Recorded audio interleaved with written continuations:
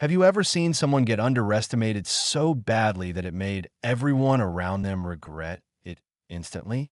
This story is one of those rare moments when life reminds us that appearances can be deceiving, and respect should never depend on rank or uniform. So stay with me till the end because when the guards told her, "Ma'am, you can't come in," they had no idea who they were talking to. And before we begin, this is Grow for Justice, the place where real and powerful stories come alive. Make sure you subscribe right now and tell me in the comments, where are you watching from today? It was 5:30 in the morning at Fort Bragg, the largest military base in the United States. The air was thick with mist, and the rising sun cast a dull orange glow over miles of fencing and barracks. A new commander was set to arrive that morning, replacing the retiring general, and the entire base was buzzing with preparation. Security was tight, gates were locked down, and guards were ordered to follow protocol by the book.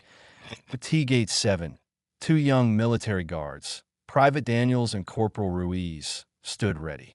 They'd been told to expect a convoy of black SUVs carrying the new commanding officer sometime before 0600. Both men were alert, scanning every vehicle that approached, checking IDs, verifying passes, making sure no one without clearance got in. But as they focused on the main road, a single gray sedan pulled up quietly to the gate. No convoy, no escort, just one small car. The driver, a woman in her late 30s, rolled down her window and smiled. "Morning, officers," she said calmly. "I'm here to report for duty." Private Daniels frowned. "Morning, ma'am. I'm sorry, this gate's restricted. Military personnel only beyond this point. You'll have to turn around." She nodded patiently, reaching into her bag to hand over a small leather folder. "I understand. Here's my identification." Ruiz took it, barely glancing. The name read, Colonel Evelyn Ross. But what caught his eye wasn't the name. It was the lack of uniform. She wore a simple gray jacket, no insignia, no visible rank. To them, she looked like a civilian trying to bluff her way in. "Ma'am," Ruiz said politely but firmly, "we can't let you in. You'll need to wait for an escort. This is a restricted entry zone." Colonel Ross simply smiled. "I appreciate that, Corporal, but my orders say I'm to report directly to command headquarters at 0600. Daniels shook his head. "We haven't received confirmation for any civilian entry. Without proper military verification, we can't clear you." She leaned back slightly, a trace of amusement in her eyes. "Is that so?" For a moment, she said nothing more. Then she picked up her phone, dialed a number, and within seconds, the radio on Ruiz's shoulder crackled to life. "Gate 7, this is command. Let the vehicle through immediately.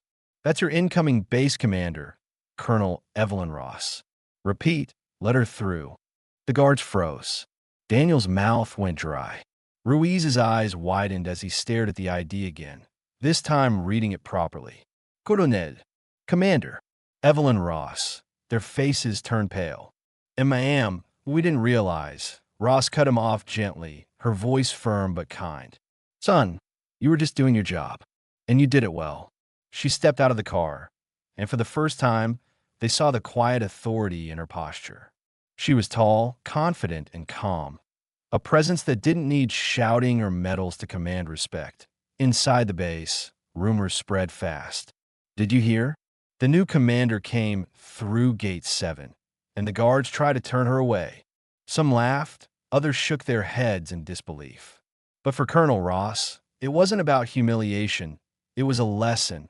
Later that morning, she stood in front of her new unit for the official handover ceremony.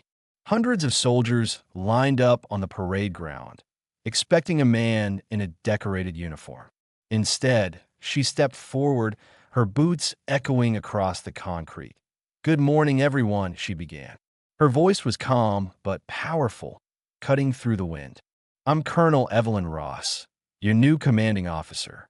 And yes," she smiled faintly, "I was stopped at the gate this morning, but I don't blame those men. They didn't recognize me. That's not their fault. Because respect, real respect, doesn't come from insignia or titles. It comes from how we carry ourselves, how we treat others, and how we lead. A murmur spread through the ranks. Some stood straighter. Others looked ashamed, realizing how they had judged too quickly. Ross continued, "In my years of service, I've learned that leadership isn't about being feared. It's about earning trust. If you follow me, I'll never send you somewhere I wouldn't go myself. That's my promise." The soldiers erupted in applause.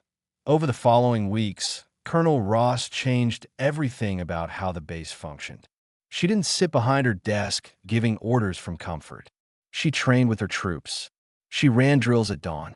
She ate in the same mess hall, spoke to new recruits by name, and listened, really listened, when they had problems. One evening, Private Daniels, the same guard who had stopped her, was sitting quietly after duty when she walked past. "Private Daniels," she said. He jumped to attention. "Yes, ma'am." She smiled. "At ease, soldier. You did good that morning. You reminded me why discipline still matters." He swallowed hard. "Thank you, ma'am. I'm sorry for—" "No," she interrupted.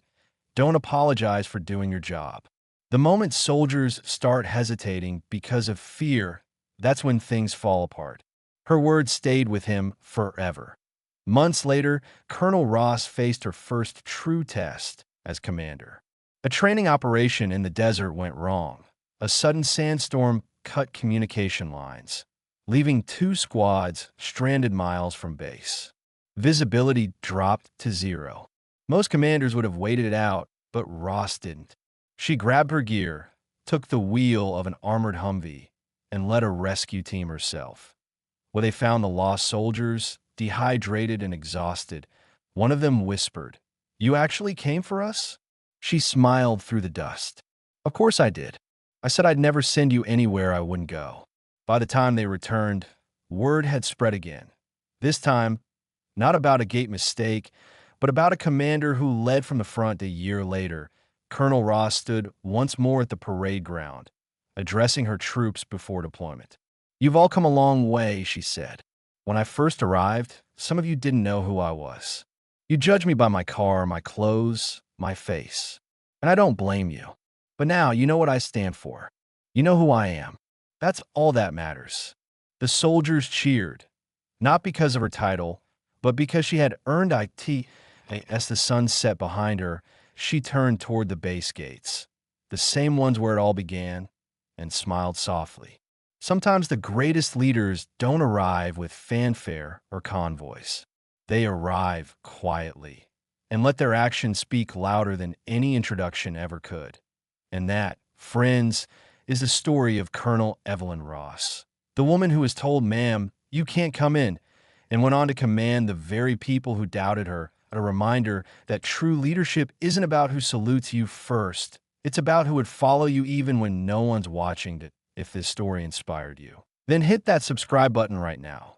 Because here on Grow for Justice, we share stories that make you believe again in courage, respect, and truth. Tell me in the comments, where are you watching from today?